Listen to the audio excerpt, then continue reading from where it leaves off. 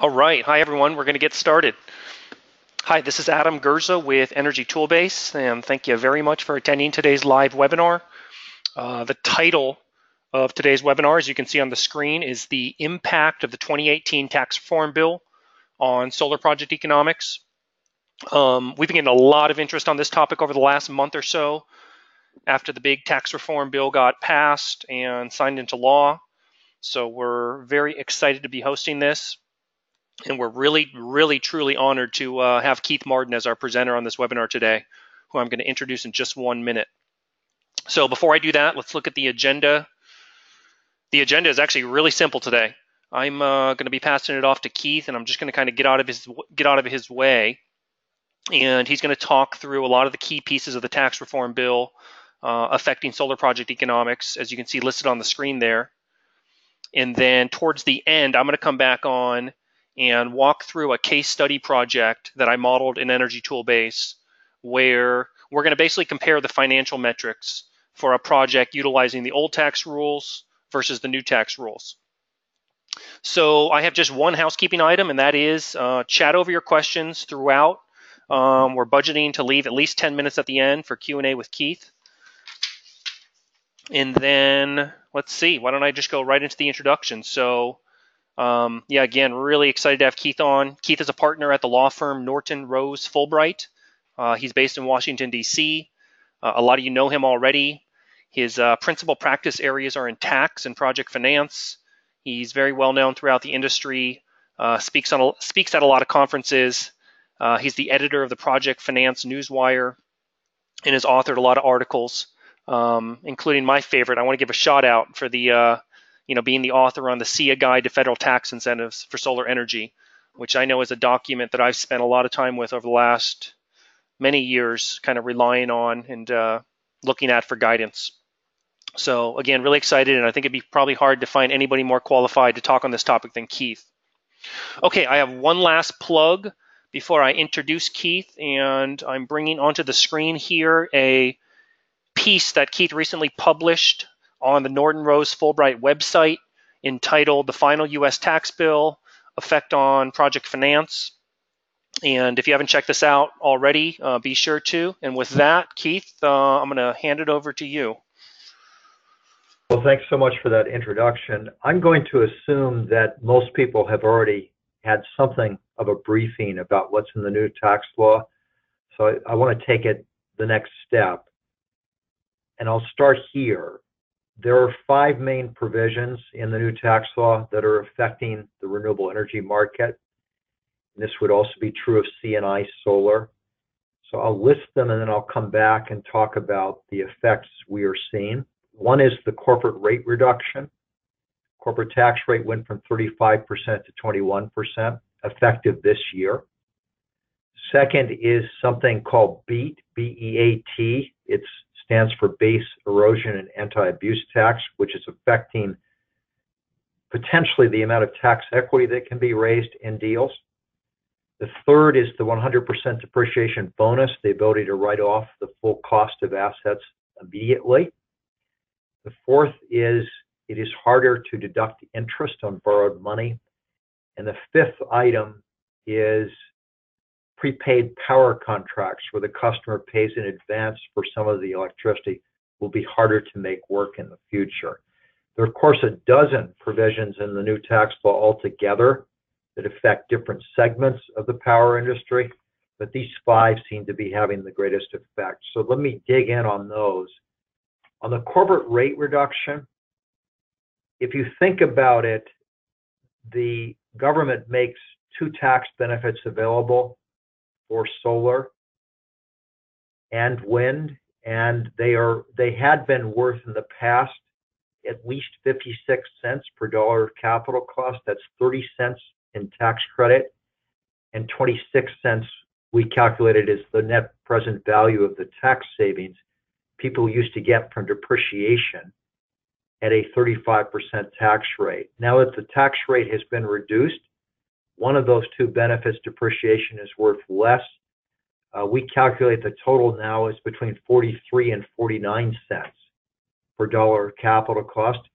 Obviously, that means the value of what you try to barter in the tax equity market to raise capital for projects is smaller, and so people will raise less tax equity. Tax equity had been amounting to about 50 to 60% of the typical wind farm capital stack, and about 40 to 50% of the typical solar capital stack. Early analyses are you should subtract 8% for wind and 3% for solar going forward. So less tax equity will be raised. The overall cost of capital will increase.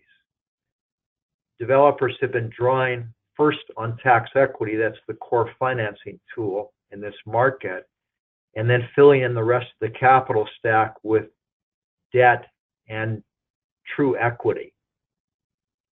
If tax equity shrinks as a percentage of the total capital stack, developers will have to fill in the gap with more debt. If debt were cheaper than tax equity, then they would already have turned to it. So by definition, the cost of capital should go up. The good news is that lenders seem so eager to find projects to finance that interest rates are continuing to fall, and I'll come back to that. And some banks are allowing as little as 8% equity at the moment. It used to be a minimum of 10%.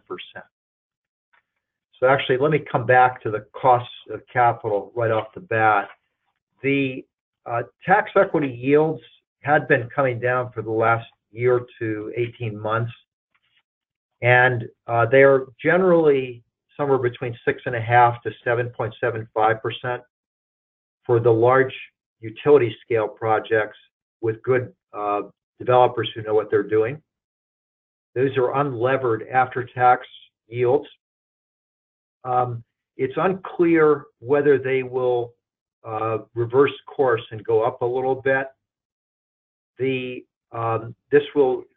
tax equity yields are a function of demand and supply, and the asset is scarce tax capacity. Last year, the market was $10 billion for renewables tax equity, down from $11 billion the year before. There are 35 active tax equity investors. We count another 10 who are on the side investing alongside more experienced developers. We saw one tax equity investor drop out of the market in the last 2 weeks. We saw two new ones come in. The top three banks in terms of tax equity, who together account for over 40% of the market, seem to be active and really unaffected by these tax changes that were made. So it's possible that the yields will remain where they are, but I'll come back to that when I discuss the effects of the BEAT tax. On debt, there are 70 to 90 banks chasing deals at this point. That's up from 50 to 70 in the year before. So interest rates are continuing a downward pattern, notwithstanding that the Fed is talking about increasing rates. So if you'd asked a month ago, I would have said that the debt rates we're seeing are 150 to 162.5 basis points over LIBOR on term debt, and back levered debt, which is what most of the debt is in the market, doesn't really require a premium. But in the last month, the rates on plain vanilla debt have dropped to 137.5 basis points over LIBOR. And for construction and tax equity bridge loans, they're really down as low as 112.5 to 125 basis points over LIBOR. And there's so much competition among lenders that they're also having to give credit to a merchant tail of 2 or 3 years past when the power contract ends in crediting revenue to the project. So the cost of capital will go up, but it's tempered by the intense competition among banks in particular for deals. So that's the tax rate. The second item that is affecting the market is BEAT, base erosion and anti-abuse tax.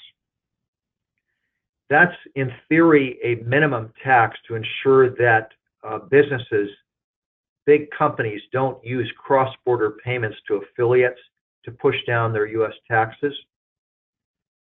In practice, the way it's written, it exposes 20% of the tax credits in renewable energy deals to a clawback, an annual clawback through 2025 and 100% after 2025. That should not affect solar projects because to get the full 30% credit or even 26 or 22%, you have to be in service by 2023.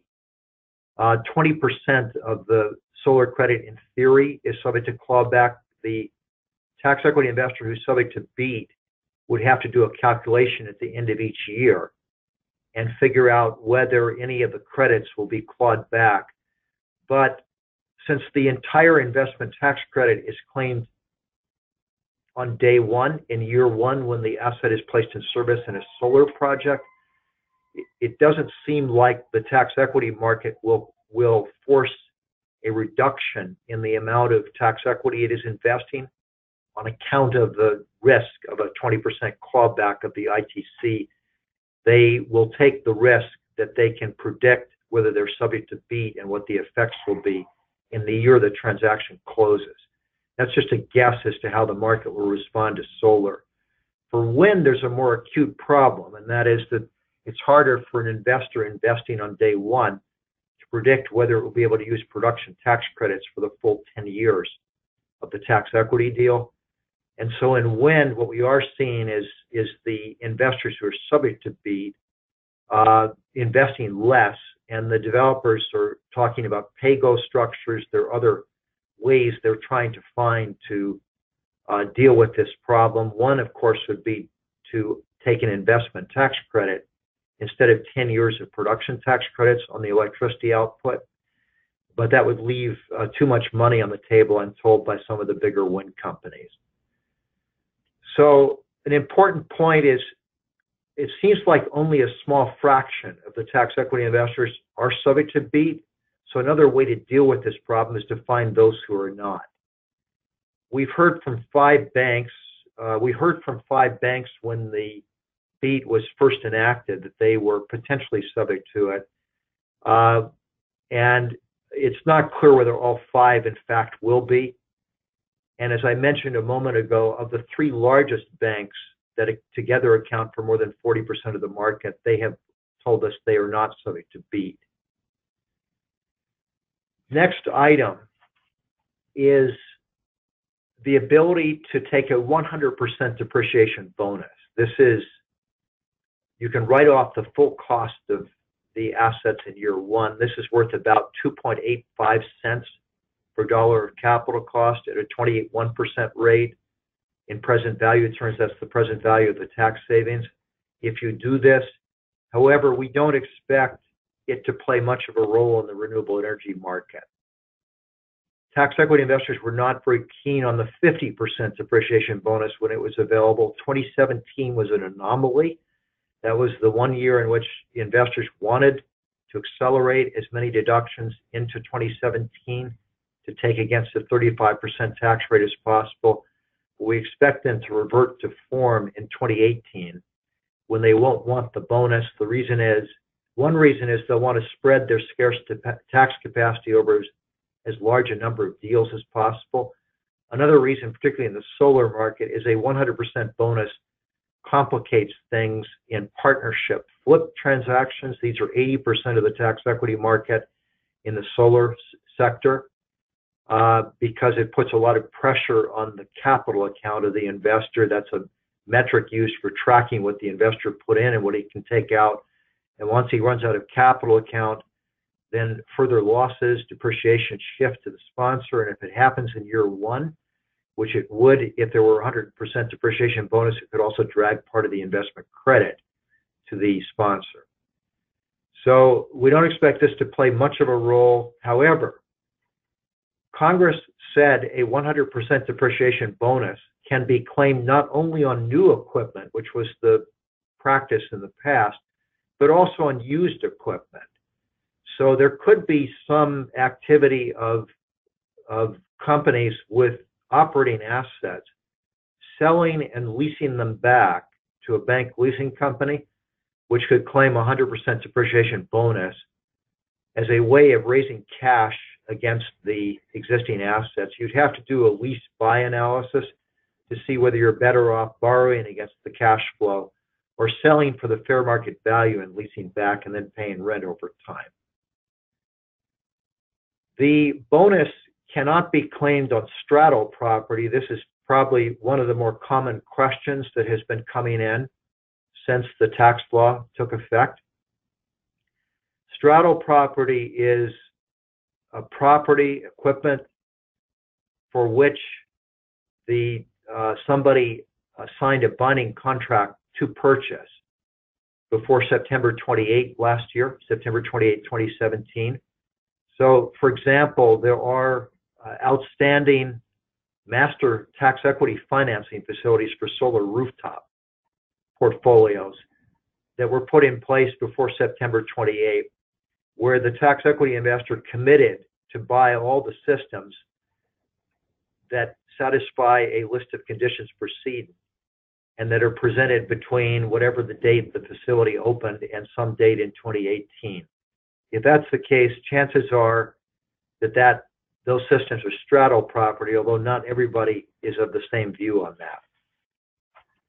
The next item of the 5, item number 4, is that Congress made borrowing more expensive in theory, but this is unlikely to affect renewables developers in practice.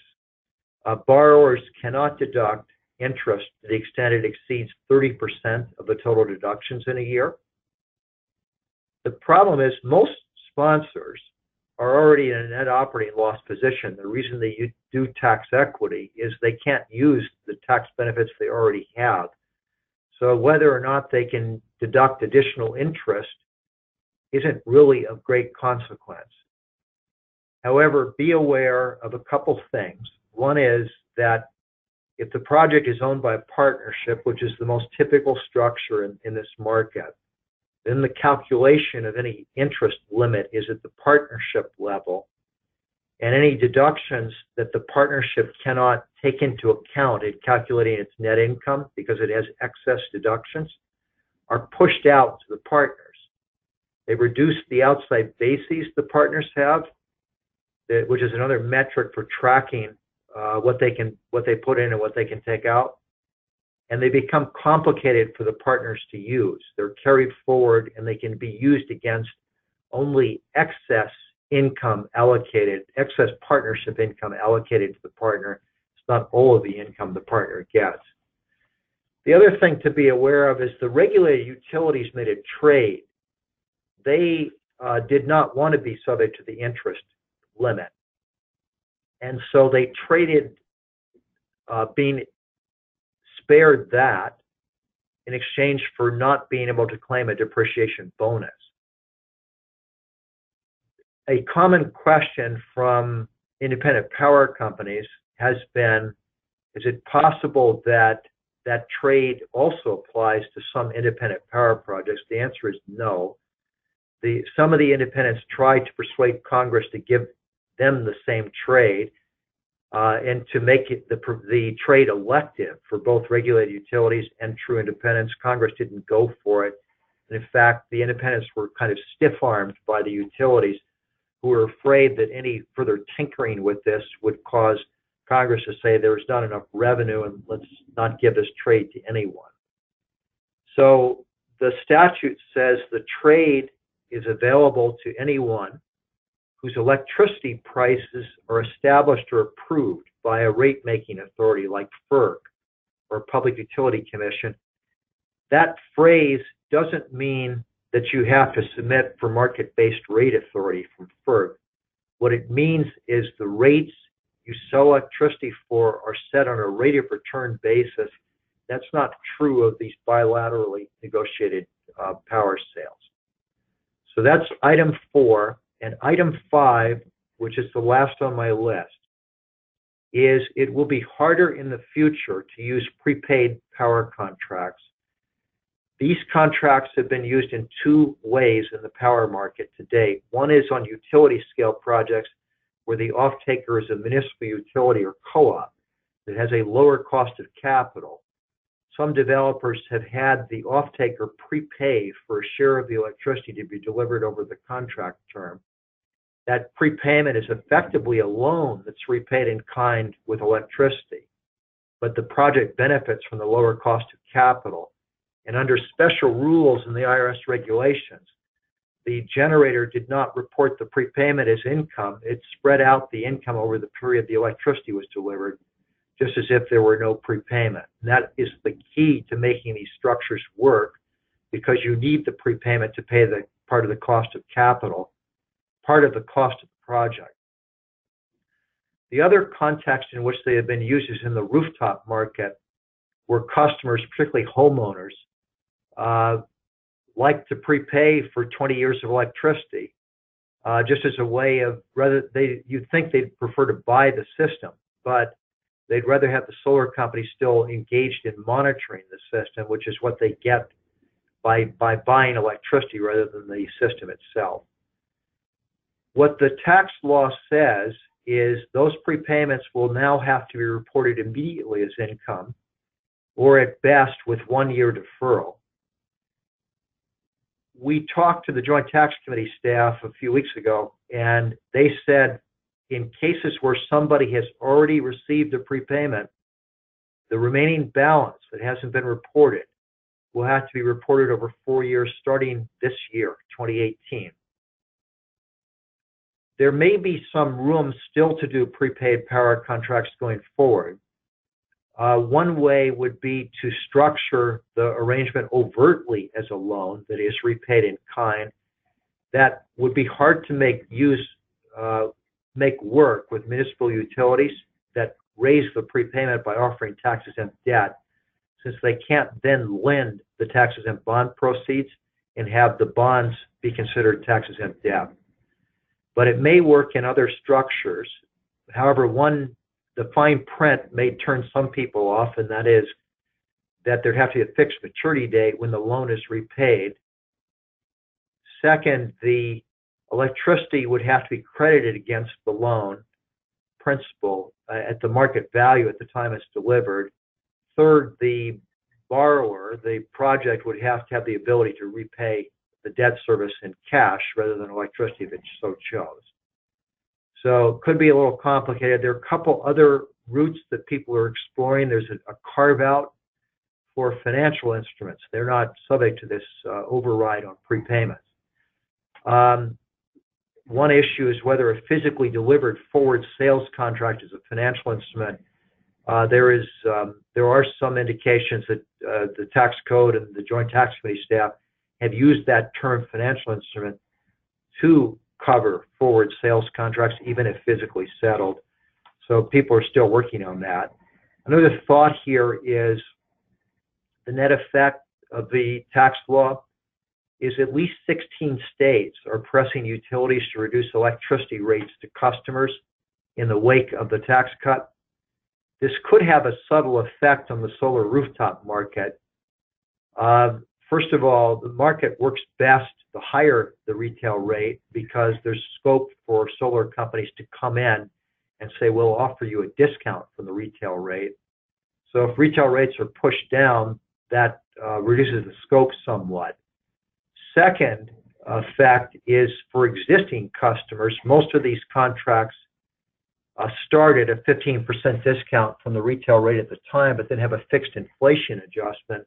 It's possible some of these contracts will end up well above the retail rate if there is a significant reduction, and there could be pressure on solar rooftop companies to make some sort of accommodation. It could be complicated if for systems that are in tax equity or back levered debt financings, just because the financiers may not be too keen on seeing some erosion in the cash flow. Same thing with securitizations, which are being used. There were $1 billion of them last year in the solar rooftop market. So let me stop there. We could go on for a long time, but it's probably best to stop there and just take questions. Awesome, Keith. I've been scribbling down a lot of notes, and I'm going to have to re-listen to this myself 3 times. We got a lot of great questions that have come in. Why don't I quickly do my 5-minute segment, and I want to get you back on because I mean everybody wants to hear from you. So let me really quickly run through my case study. For those that are coming on late, chat over your questions, and we're going to start Q&A with Keith in just a couple of minutes here. Okay, I want to run through a really quick case study project in Energy Toolbase that I modeled, and I'm going to keep this short. Actually, quick disclaimer before I start, Energy Toolbase is not a tax professional, and we do not give formal tax guidance. So make sure you consult a professional like Keith, and don't rely on what I'm saying for tax advice. Okay, I'm going to take this back a little bit to the perspective of a rooftop solar project. I'm going to model a commercial rooftop solar project from the perspective of the host customer. And for this deal here, let's just assume we're doing a cash purchase where it's really that host customer that is going to own and operate that deal. And let's look at the comparative comparison between the old rules versus the new rules. So let me go right into a deal I set up here with the new rules. Basically, for my case study here, I've only changed two assumptions. I've changed the federal tax rate. We're going to kind of comparatively model 35% on the old rules versus 21% on the new rules. And then also in step 3, I have selected, and again, this is the new deal, 100% bonus depreciation, which is now also, folks, a global incentive for you to choose from. It was really interesting, Keith, just writing down some of those notes that in some cases, tax equity investors aren't even going to want to take that bonus depreciation. The same may be true for host customers if they don't have the tax capacity and they're just looking to spread it out over time. For this case study here, let's just assume that they do have the tax appetite to kind of take that all in year one. Okay, so those are my only two toggles between the old rules and the new rules. Obviously, one last thing I want to quickly mention before we jump to the cash flow is we are definitely modeling this on an after-tax basis. And I think pretty much everybody on the line kind of knows what this means, but for those of you that don't, and just so I'm really clear, in Energy Toolbase, if you're modeling a commercial project on an after-tax basis, we're basically treating every single cash flow in the project is going to have an effect on net income, and therefore it's going to have a tax consequence. So for instance, let's go right into a cash flow. The big one here, let's go to a simple cash flow, is electric bill savings. So for this case study project, year one, we're modeling $95,000 of avoided cost or electric bill savings from the project. Okay, on an after-tax basis, that effectively means this customer, let's assume cash purchase this system, we're reducing $95,000 of liability, right? Which is going to increase $95,000 of net income, taxable net income. So that is going to have a tax effect. Okay, so let's go right to it. And actually, I'm going to attempt to do this. Hopefully this works. I've got two cash flow statements that I'm going to drag into the screen here. The one on the left is the old rules. Again, 35% federal tax rate. Maybe I don't need to do highlighting. And a 6-year makers depreciation schedule. I don't even think I used the bonus here. I think I just used traditional 6-year makers depreciation. And then the cash flow on the right, we're going to assume a 21% federal tax rate and that year one 100% bonus depreciation. Okay, so the big question we're getting is obviously, well, what is the net effect of these new rules? And in this case, these two changes, the 40% reduction in the corporate tax rate and the being able to depreciate 100% of the asset in year one on the project economics. And basically, in a nutshell, obviously the depreciation benefit for the customer is going down, as Keith said earlier. I actually really like thinking about it in terms of like, I think you expressed it in like worth of dollar. For every $1, you know, the depreciation benefit is worth X. So clearly, with a lower corporate tax rate, you're going to get less depreciation benefit. So that's working against you or working against your customer. But the electric bill savings, and you can see over here, over the term, $95,000 year one, $3.9 million over term, having a 40% reduced corporate tax rate on $3.9 million more than makes up for that reduced depreciation benefit. In other words, you're doing better for this deal here from a IRR perspective or NPV perspective on those new rules. And I actually have a slide, rather than kind of trying to make sense of this, let's go right to this slide here. And again, just kind of assumptions on my deal. We did a 500 kW DC rated system, priced at 280 a DC watt. So $1.4 million total turnkey installed price. You can see kind of my old rules versus new rules. And the thing we're really keying on here is, for instance, the internal rate of return over 30 years, or the net present value over the term discount at a 5% discount rate. You can see is quite a bit better on those new rules. And that's really a function of the fact that you're paying less tax on those $3.9 million of energy savings over the term of the project. So that was just a really quick and dirty comparison. I think, why don't we go right to Q&A? Hopefully that made sense. You're welcome to ask me questions as well, but I've seen a lot of awesome questions coming for Keith, and your time is very valuable, so I want to get you back on, and let's go right into Q&A here. Okay, I'm actually seeing some repetitive questions. One that came up, and actually we at Energy Toolbase are looking to get clarification on as well. So, okay, under the old maker's depreciation, effectively, the depreciable cost basis was reduced by half the tax credit. So in other words, 85% of the total project cost was your depreciable cost basis under the old maker's rules. Is that still true under the new rules with the 100% expensing provision? Yes, it is. I was hoping that was a one-word answer. Awesome. Okay, another good question here. You mentioned this earlier, and this actually I jotted down as well. So under the 100% depreciation bonus, you're saying is not a required action. And let's use my example here, where you have a rooftop owner-operator that's paying cash. Can that owner elect to stretch out that depreciation over the number of years they choose to, instead of recognizing it all in year one? This is a commercial owner, right? Let's assume for this one a commercial owner. Okay. The 100% bonus is automatic unless one elects out. So he can elect out of it, in which case he'd be back to normal depreciation, 5-year accelerated, or this I'd have to check. He can use the class life, which is 12-year straight line. I don't know if there's any other option. The election out, though, be aware of this, you can elect out by asset class. So you could elect out for 5-year property, but still take the 100% depreciation bonus on other types if there were any 15-year property, for example. And the election is made on an annual basis. Got it. Next question. Is everything that you said for the most part applicable to energy storage projects as well, when we're assuming that we're pairing the storage system with PV on the original installation? Well, the bonus works the same way for storage. The interesting questions about storage are when can you get an investment tax credit on storage?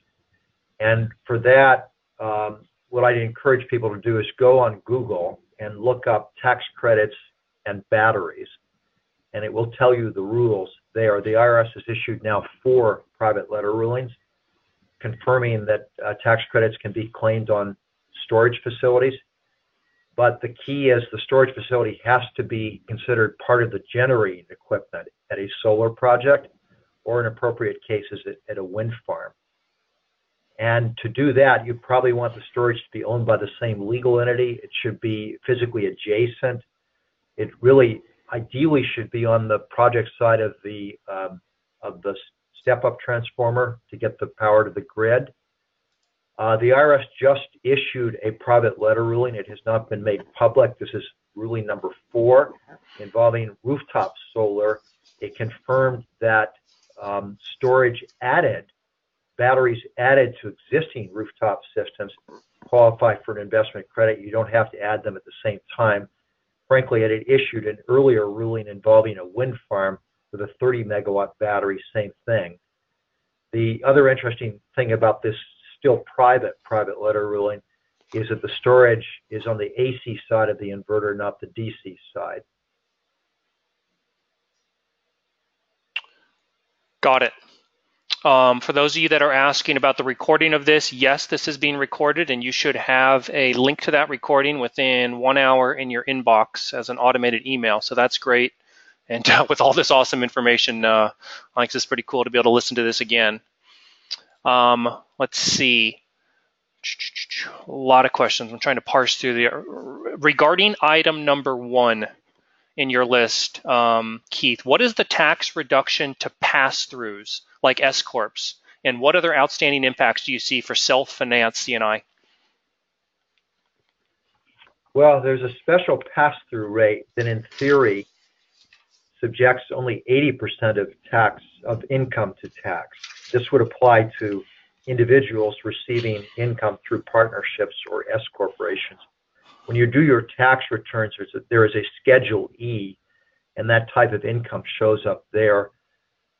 The way this works in practice, you are basically able to deduct 20% of that type of income, but it's not 20% in all cases.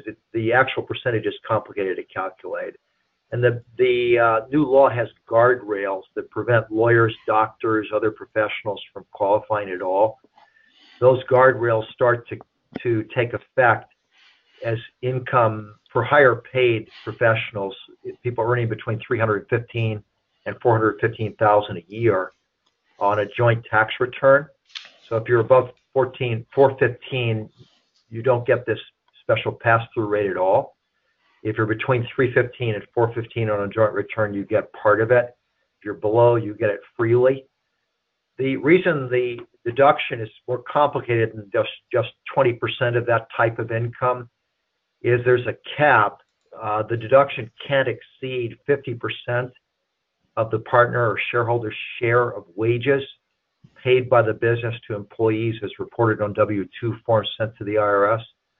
Or if greater, the partner or shareholder can set the cap at 25% of its share of wages, plus 2.5% of the depreciable basis of property used in that business. That's it. There have been a lot of complaints in the tax press since the law passed about how complicated it is to determine whether professional services or the services of the reputation or skill of employees is a key ingredient in the business. If so, then these guardrails come into play and you don't get the deduction if your income is at the higher levels. Got it. I have 3 separate questions come in for me, all on the same topic. So let me jump in here. I'm going to go back a slide. And I love our users because they have a keen eye for detail. I forgot to mention this during my segment. A couple people caught, here's the comparison of the new rules versus the old rules for the case study. And a couple people caught saying, well, wait a second, you're saying under the new rules, the IRR and the NPV are better. Why is the payback worse? You see that, the 9.7-year payback under the new rules versus the 9.2-year payback under the old rules. That is not a typo, and this is interesting. Let me bring this back up onto the screen. So the reason why under the new rules, which we're saying on a IRR or NPV basis are better for the customer, the payback is worse because remember, you're still, actually what it basically amounts to is that a lot of the benefit of the new rules is paying a lower corporate tax rate on those energy savings over the term of the project. That $3.9 million is stretched out over that 30-year term. So you don't really recognize a lot of that benefit until it's not even evenly distributed. It's actually weighted backwards because of the, in the case of this case study, as you can see here, the escalation rate assumption. So under the old rules and the higher corporate tax rate, you would actually, for this case study, that is correct, and we kind of triple checked our math internally here, on a payback period basis, you're actually better off the old way because again, you're still capturing all that depreciation benefit and you're getting more depreciation benefit, right, in the first 5 years of the project, whereas the benefit of the lower corporate tax rate for this project really kind of kicks in over the life of it. So that's the explanation of that, and that is a interesting little nuance that we saw as well. And I think in your modeling, I'd expect it to be pretty consistent. If your assumption is the customer is owning the asset, and it's probably going to be pretty consistently shown that way in your modeling as well. So I wanted to clarify that. Okay, Keith, let me just kind of fire a couple more at you, then we're going to let you go. We are super, super appreciative of your time. A couple people asked and wanted to get further clarification on the point you were making, and I got to tell you, this really, my ear really perked up when you said, hey, this may have implications for the cost of power from utilities, and therefore the avoided cost of power, which certainly would affect the retail, or the rooftop solar market. Can you again clarify how the new tax reform bill might lead to lower electric rates in some utility territories? Well, the politicians are pressing public utility commissions and FERC to force utilities to reduce retail rates to reflect the fact that they will pay less taxes in the future. And so the point I made is that has a subtle effect on the solar rooftop market. Maybe not so subtle, maybe obvious, that the third-party ownership model used in the rooftop market relies on the ability of the companies to persuade customers that they will be able to buy power more cheaply from the local utility. But if the local utility price is coming down, it may be harder to make that model work. And for existing customers who started at a 15% discount to retail rates some time ago and who are seeing an annual inflation adjustment in their contracts, if the retail rate goes down significantly, that may make some of those customers unhappy. Makes sense. Keith, let me fire two last questions at you. Let's see. Can companies still value tax benefits against state tax rates? Or has the benefit gone away as state tax rates are no longer deductible against federal tax rates? Well, state taxes are deductible for business purposes, and that's why as these higher tax states like New York and California struggle to figure out how to deal with the loss of deductions for their residents for income tax purposes, one of the things they're looking at is maybe shifting that tax burden from an individual tax burden partly to a corporate burden because it would be deductible.